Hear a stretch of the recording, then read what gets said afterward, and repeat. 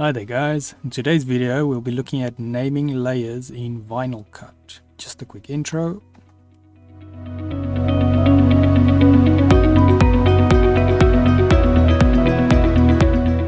So today's video and more videos like this can be found on softwaretraining.co.za.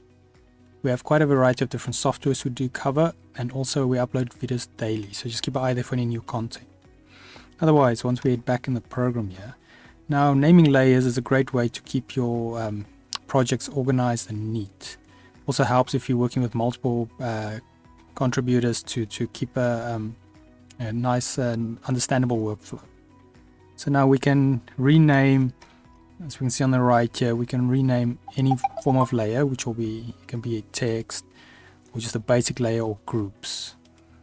Now to do that, the simple way is you can just click it, go to this little icon on top there, and then we'll navigate to the bottom layer properties.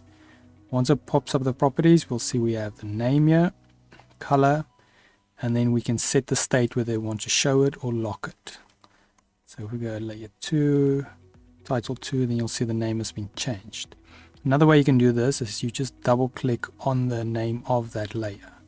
Then it will pop up the same dialog properties box. So in any case, that's just the basics on layers. And then if we head to our website here, we navigate to softwaretraining.co.za, you can find this video and more videos like this. As you can see here, we cover quite a variety of different softwares, and we also do have a search option if you're looking for anything specific. Otherwise, if you don't find what you're looking for, you can just request a training video here, and then we will make it for you. Otherwise, thanks for watching and cheers.